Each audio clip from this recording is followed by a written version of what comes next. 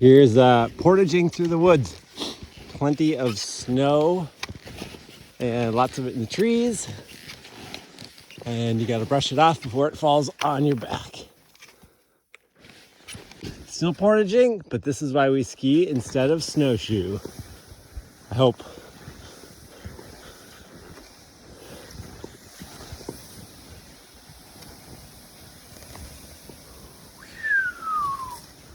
Super exciting. And out the other side of the portage. I think this is East Pike Lake.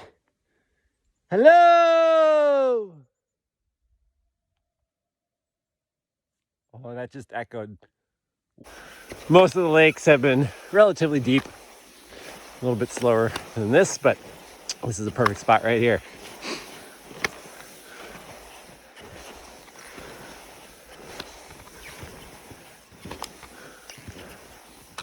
There's the deep.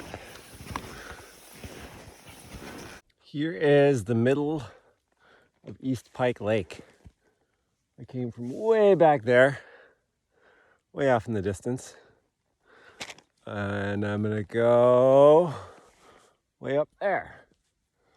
There are these giant cliffs along a lot of these lakes, which are really cool. Canada is just over that way. I think I'll have a chance to touch it later in the trip. It's a pretty awesome spot to be right now. Just a sea of flat white, calm and quiet. Pretty amazing. It's been good that there, knock on wood, hasn't been much slush on the lakes to deal with. So that's great. I shouldn't stop here because it's a little slushy, but those are definite wolf tracks right there. I guess compared to my ski pole, they're pretty big compared to the handle. They run up in the woods there and then all across the ice over there. I think I saw some earlier on too, but might be my only company out here right now. Okay, haven't gone too far. More tracks, maybe I have more company. I think these are moose tracks. They're pretty deep, obviously dragging through the snow as they go. And they punch through to that slush in a lot of places, so I have to go with moose. Might explain why the wolves are here too. 2 o'clock update. Made it onto West Pike Lake. Boy, these lakes are long, which isn't really a complaint, just an observation. It takes a long time to get down one of them. Pretty much golden hour sunshine, which is kind of, I think, all day right now, given how low in the sky it is.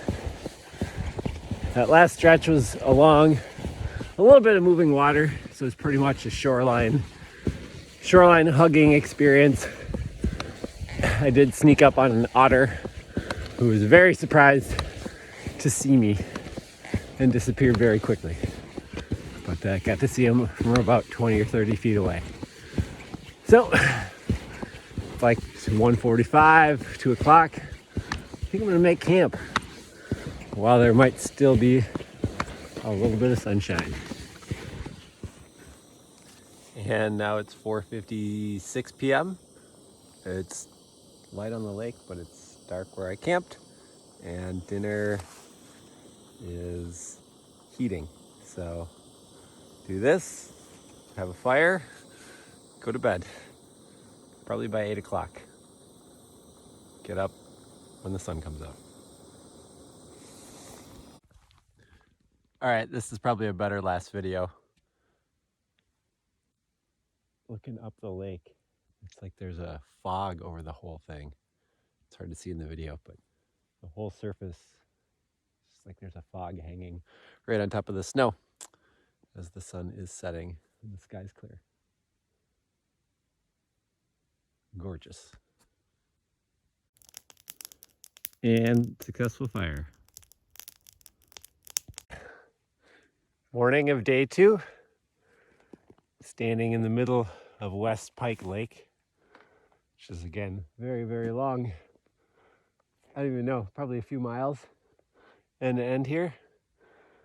And the sun is bright and warm, and the whole surface is like it's covered in glitter.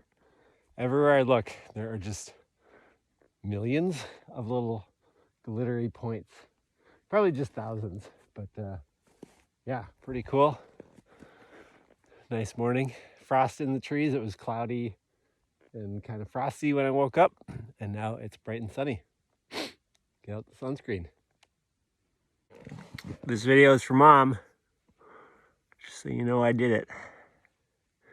And so that I have a mirror so I can see where I'm getting. Gotta get under the nose. That's a critical one. Out in the snow. I forgot to comb my hair this morning. That's better. Ears. Okay. Probably should rub that around a little bit. While we're out here, we should talk about ice and snow, I think. So what happens on these lakes, especially earlier in the season, is they form ice. And they don't form a lot of ice, and then it snows. And the snow actually insulates the ice and slows its formation. And as the snow continues to pile up on top, it pushes down on the ice, and the ice cracks. When the ice cracks, the pressure pushes down further, and the water seeps up through the cracks. What happens is you get this big layer of slush on the ice surface, and it really sucks for traveling because once it touches your ski, it immediately just clings and turns to a big block of ice instead of slush. So, I'm fortunate in this case, this year, it was cold without much snow, so I think the ice had a chance to form pretty well. And then the snow we got was really windy, and it actually took that surface and really blew hard. So it's pretty firm, like I'm sinking a bit out here, but not super, super deep. And I'm actually on top of a layer of probably slush beneath here. But I just danced across one crack, and to my right, this big, long gray area, a little dark gray. And that's slush that's near the surface of the snow. So I don't want to go over there, but I have to get across it somewhere up ahead. The effect is actually usually the worst in little bodies of water, little lakes. Anything where there's water moving is especially bad. Big lakes can actually be some of the best, but when you're out in the middle of a big lake and you encounter slush, there's really nowhere to just escape to the safety of the shoreline. So we'll see up ahead. Usually I can find a way through without too much trouble.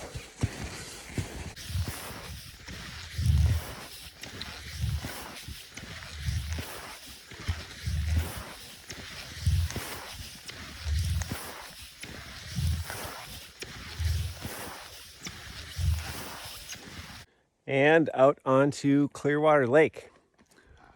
That portage had lots and lots of wolf tracks. I assume this is an old set right here. And they were all over the place along the portage trail. I've yet to see a wolf in the wild, and maybe they've seen me. Hopefully someday I will see them too. Man, it's so gorgeous.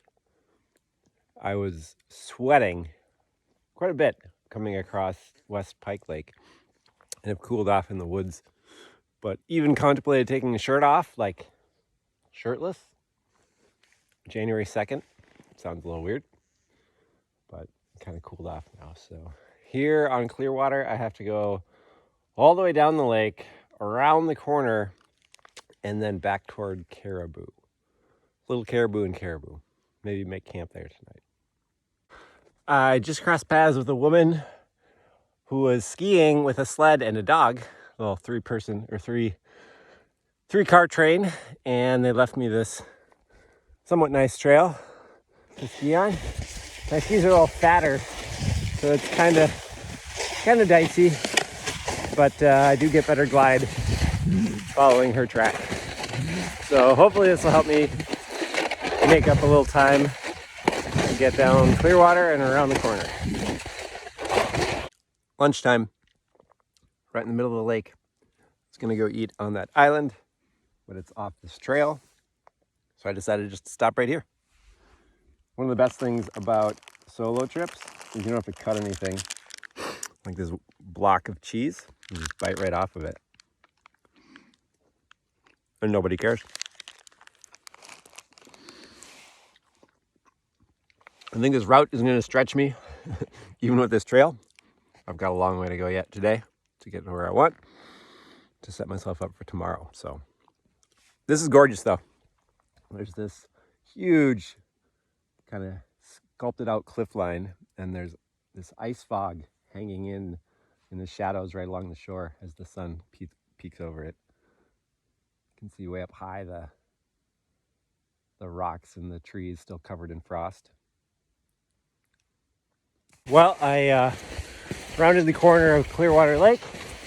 You can actually see a cabin in the background there, which is kind of nice. There's an access and a bunch of cabins right there on the end of the lake. So if things were going totally wrong, I could always bail and hitchhike from that point. Things are good. It's 2:45, and I think yesterday I made camp at 3, but the sun's gonna go behind that hill. I'm gonna go in the woods for about half a mile and hopefully come out on Caribou. I'll see what distance I can make on Caribou before deciding to make camp for the night. I ran into the brother of the woman with the sled and the dog. Both of them had the same setup heading into West Pike.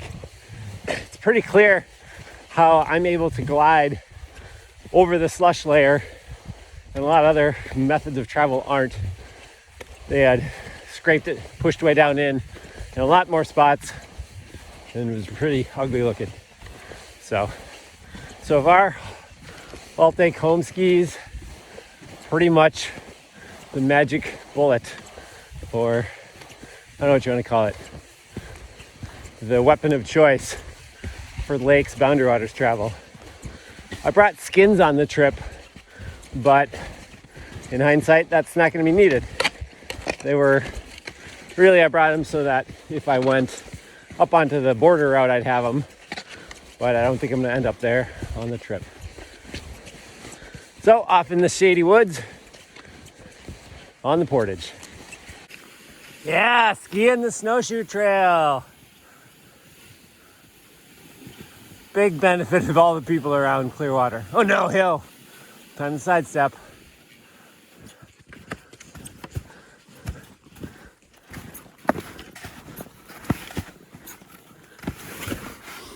Okay, harder to do with the camera than I gave it credit for. And we're off again. All clipped still? Yeah.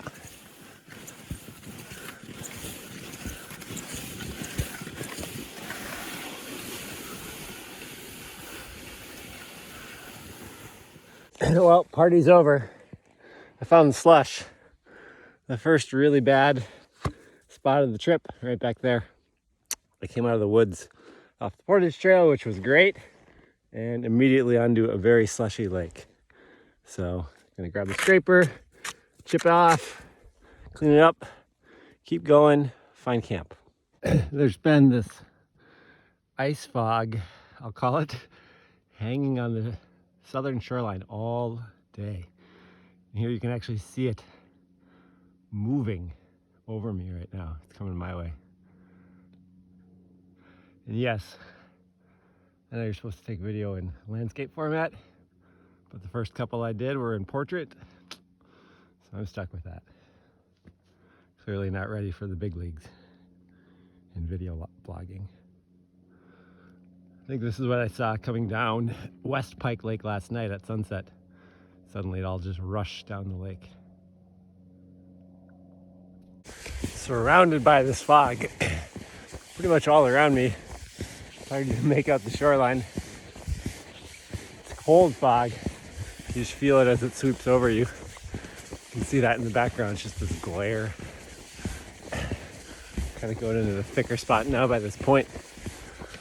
Hoping to find a campsite soon.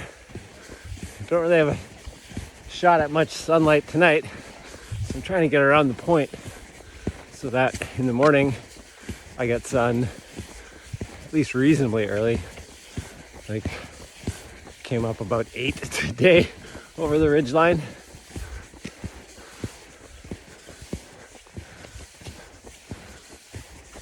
And I'm back to trudging. No sign of human life out here. Trudging my own trail. It's gonna be a long day of that tomorrow. I don't think I'm gonna see anybody until I hit McFarland.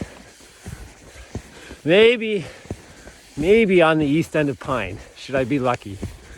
But even on Clearwater here, nobody stepped foot on Caribou, at least not more than 10 feet. All the snowshoe traffic stopped and went back to their nice warm cabins.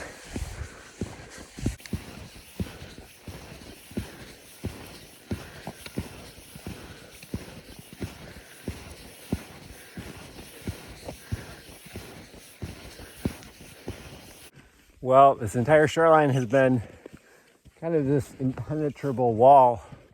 These medium age growth trees are pretty dense usually. So we're gonna camp on the ice right here against the shoreline. Hopefully no slush. The ice seems much better over here. But wow, what a magical place right now. I mean, this whole trip, but I don't know. This is unlike anything I've ever experienced, where I'm just in this whole fog. And it's cold. I'm still in my t-shirt layer and a little damp and sweaty, which isn't a good thing. But I think I'll be able to dry out and make camp and hunker down for the night. First step, stamp out a tent pad and let it freeze. Keep the skis on for all that work and see where we get. Maybe easier to eat cheese solo, but making camp is a chore.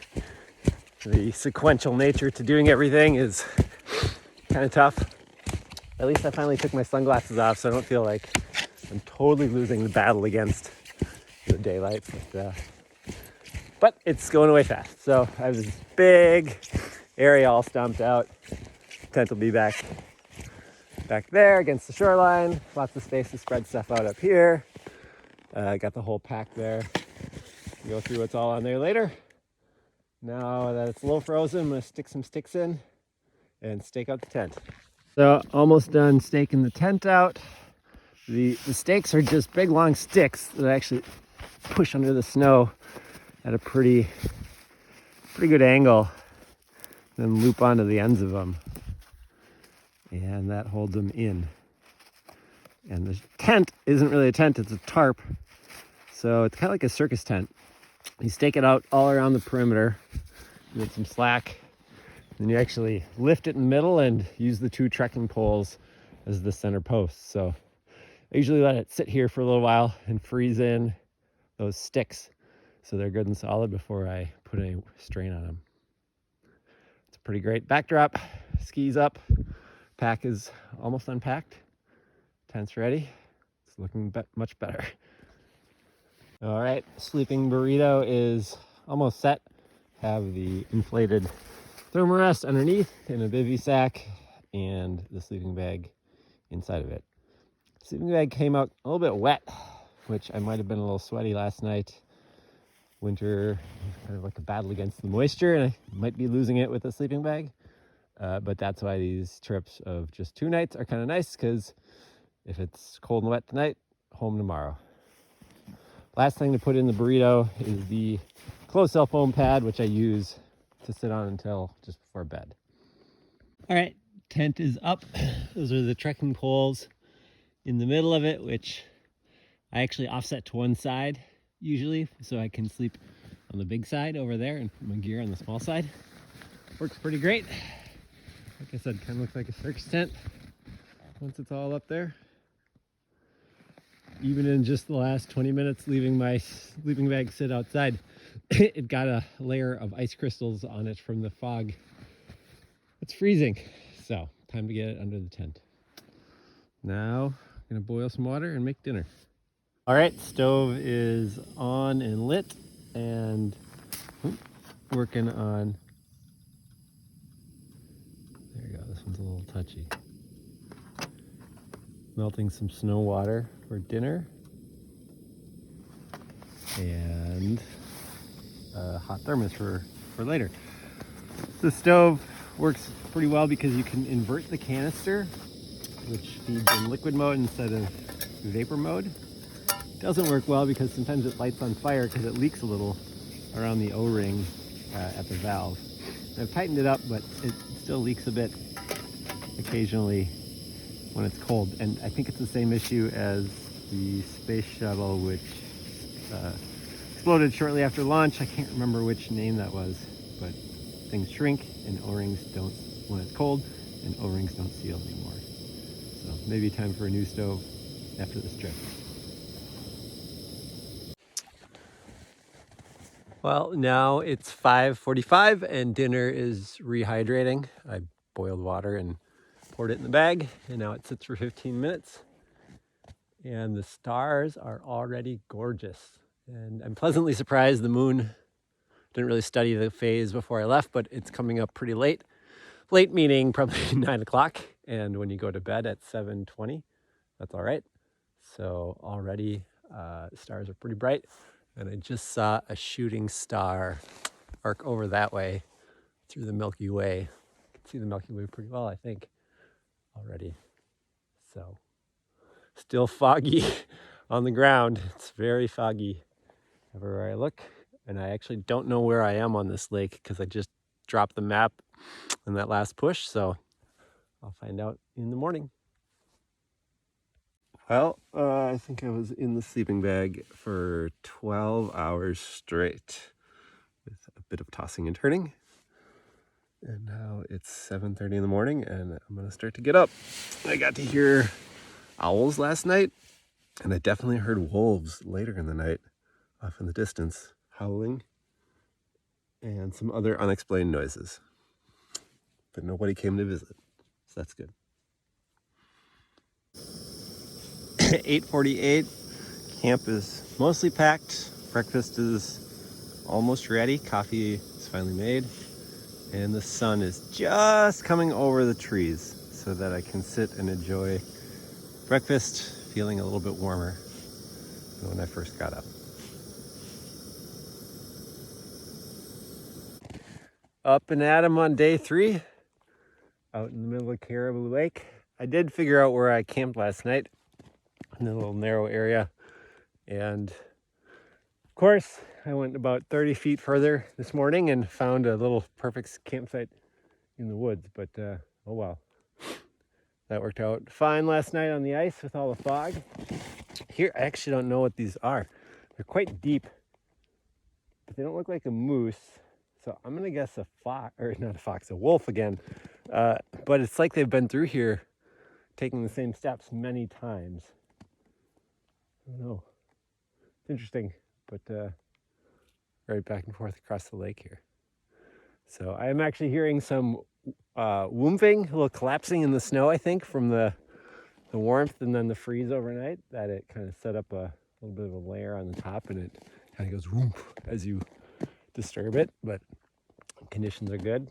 Can get actually a decent amount of glide this morning and probably stay that way for the first half of the day. So looking forward to it. Long way to go.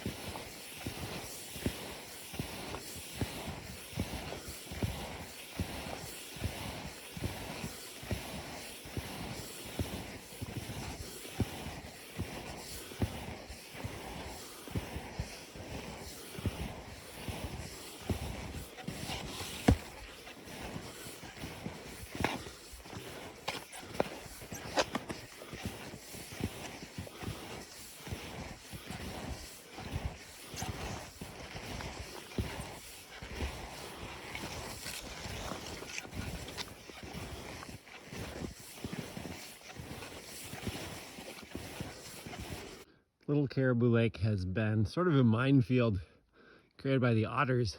It's a small lake too, with the narrows in the middle. They have all these holes that they've kept open along the shoreline. I was gliding along on this frozen slush layer and suddenly found myself in slush territory, so I had to escape that. Haven't actually seen the otters yet. There must be a lot of them. Well, mistake made. I thought, oh gee, I should enjoy this nice little stream and get a drink of water that flows out of the lake. So I was near the shore. I thought I was in a safe spot. I could see some holes, but figured it'll hold me up. Sure enough, one stride in and then boom, in up to my ankles and pretty stuck. So everything is coated with ice now. So I'm gonna have to take it all off and scrape it. A little bit of a struggle to get out because it kind of collapsed further, but no harm done. I can feel my feet are a little damp now for the first time on the trip. So, yep, be careful. I'm scraped off and cleaned up. Only damage done to my mental well-being and my dignity for making a poor decision. Very explicitly making a poor decision. I almost went on the portage and then thought, let me just go check that out. So instead, I will enjoy that same stream from the relative safety of this nice U.S. Forest Service bridge. There's actually a little otter slide. Looks like they have a riot between the pools. You can kind of see the tail track coming down all the way down this thing. Should be fun.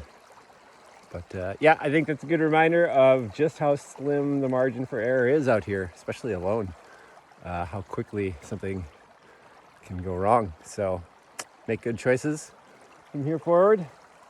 The next lake is Pine Lake, which is huge, and I think that actually is a benefit. I think the conditions I found have been more stable on the bigger lakes versus these small ones with lots of animals and lots of moving water running under them. I'm a pretty strong downhill skier. Not trying to toot my own horn, but it comes to an advantage when trying to do this kind of stuff on lightweight equipment. We'll see how it goes. Yeah, a little crust from the sun yesterday. Whoop, snow on my back. I'll keep it going all the way to the lake, maybe. Took a little bit. I've been out with a friend, no names, who's a much stronger cross-country skier than I am. Much better technique, but struggles in the downhills, so try to make up time. Whoa, rocks underneath there. Looks like some rocks, a little log here. Oh yeah, uh-oh, real rocky looking. Whoa! Okay, time to stop that business. Too many rocks, not enough snow. On Pine Lake, holy moly. This is a huge, long lake. It is gonna be a chore. So it's actually the last Boundary Waters Lake on my trip, and then on to McFarland. I think I'm gonna pick the shaded southern shoreline in hopes that the conditions there are less slushy than the sunny north shoreline. Also, I'll stay cooler. Yesterday when I was laying out the maps for today, I thought, oh, Pine Lake's not that big. And then I realized I was missing one whole map of it in the middle. It just goes end to end on the one section of map I had, and I feel like it's gonna be a slog. Here we go. Out on Pine Lake now. Pretty deep snow. And I sink to my ankles every step. No glide to speak of. Just trudging all the way down it.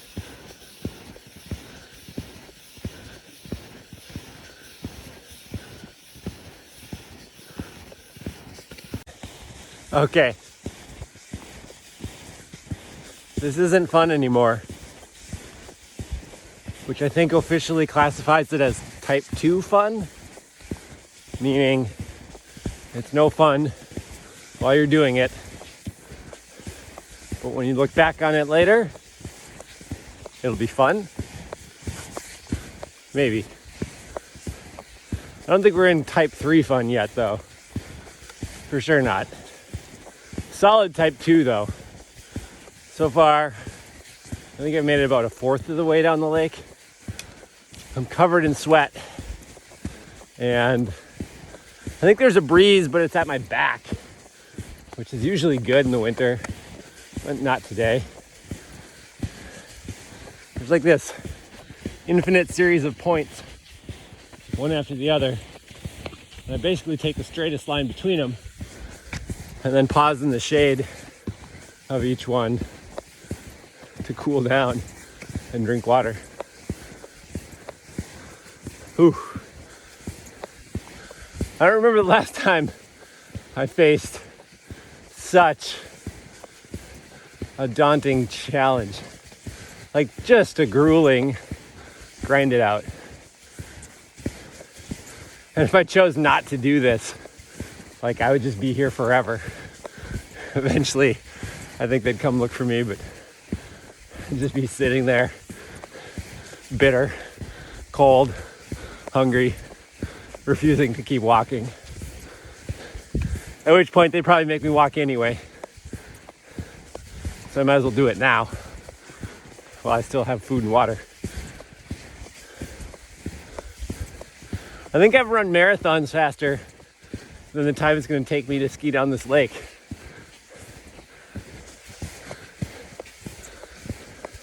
Again, haven't added the mileage up. This thing might be about 5 miles long, maybe 6. That's a long way trudging on skis. Just in one continuous shot. All right, enough complaining. It's gorgeous out. The sun is shining. I've got no gloves on. The wind's at my back. It's just awesome. This route could go totally wrong if the weather came in. I can't imagine trying to do this in a stiff headwind when the high was 5 below or something like that. I think it would be a week-long ordeal at that in those conditions. But as it is, better to be lucky than good. I'm pretty lucky. So enjoy it. Notes for next time. Number 1, I should be out here with an inReach for solo winter trips. I could easily see this route needing one more day, and it'd be nice to be able to get that message out. Number 2, more toilet paper. I guess I ran out this morning, had to finish up with some snow. A few more squares would have been nice. Food-wise, things are good. Maybe a little more. I've got I'll probably finish with about 500, maybe 750 calories left, but I could use more. I should get some puffy insulated pants, full zips for around camp. The Sven saw was good to have a big fire, but it's really not needed for little fires. So I could have probably dropped that since I didn't have a fire last night. Mucklucks, only use them one night. I almost think of the other footwear as like emergency footwear. You know, like ski boots are comfortable all day, but for whatever reason, I had to walk out in something else. I kind of want a second pair of boots. Skins, definitely not needed. Should drop those. The combs are really good. If the plan is portage trails, no skins. Stove, I feel like a can of fuel per person every 2 nights, which is what I brought, which is 1. But still got fuel left, which is good. I was smart about grabbing water from the lake the first night. I might want to disconnect that thing overnight. I usually leave it connected because gas leaks when you connect it, but I almost thought I smelled it leaking last night. So that's a note. And then winter travel, yeah, pretty much this. Definitely the large lakes were better choices. I think I'm fortunate that the slush is frozen. Just enough snow to ski is good. When you get too little snow, skiing actually sucks because they don't track worth a darn. Too much snow, it's a lot of work. Which is why I should bring someone else on these trips. Though I can't seem to figure out why no one wants to come on this trip. Well, not many people at least. A couple hours into this march down the lake. Oh, I should also just pony up and get up earlier if the goal is to travel. Today I did a little better job, but still took me 2 hours to break camp and didn't get rolling until about 10. So that doesn't give you a lot of daylight for travel this time of year. That's about it. I've got my hat on sideways because it looks really cool. Also helps block that sun. But here I am on the western side of Pine Lake finally. No, eastern side. And the wind has kind of scoured the whole thing. So I'm getting way more glide. It's way easier. Which makes me happy. If it stayed like this the whole way from here, I'd be happy. Oop. There's a hole in the ice right there. Watch out for those.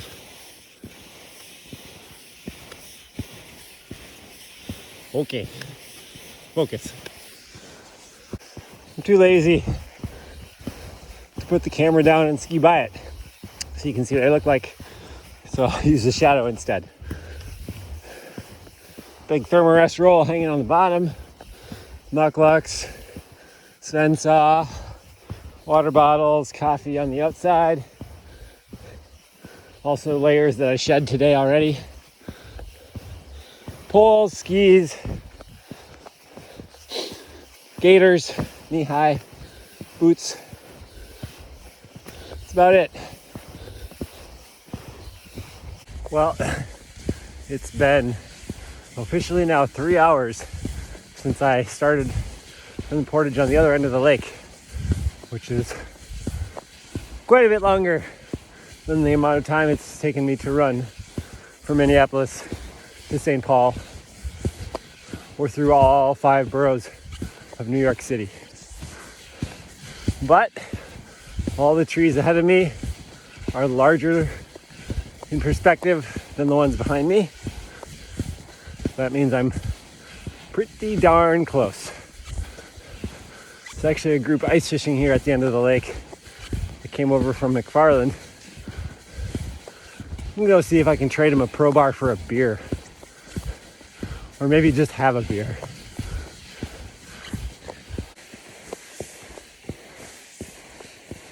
Well, just as I had hoped, they had beer. I even offered them my Pro Bar. They declined. They said, you can just have one. So here it is, crossing back into McFarland on a nice little trail made by the Snow Machines. Man, there's a couple parked right here, right at the edge of the wilderness. I should just borrow one of these for the trip back. Gorgeous. Just got to follow some snowmobile tracks down the lake, and I'll be home free back to the car. Don't worry about all that water right there. The snowmobile track goes right across, right from one side to the other, right here. Keystone Light, or just regular Keystone. No, Keystone Light. Here I come. Wee snowmobile trails. This one's actually the only good one. Looks like someone brought a sled through. Didn't dig so deep, but good for now. Almost there. Still on McFarland. Snowmobile tracks are nicer, less work than breaking trail, but they're kind of tough because your skis slide sideways. They're not the right width, you know, that kind of a thing. My snowmobiling bartender friends just passed me on the way out. They waved. I think I got about a third of the lake left. I was starting to feel a little off. Almost 3 o'clock, so I stopped to eat and drink in the sun before continuing on the last push. Still got my Keystone Light. Feel like I should wait till I can see the car based on how this is going. Well, I rounded the point and I can see the road just over there with a lot of people. Sun is got about 20 minutes till it's probably behind that hill behind me, and the fog is rolling in once again. So I think now is the time to enjoy a Keystone Light in the sunshine. Come on, there it is.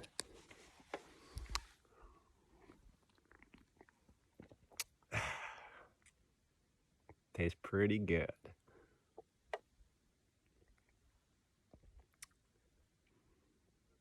Back at the car. Those are some steamy socks. Wow. See them underneath. Ooh-wee. This is so fast.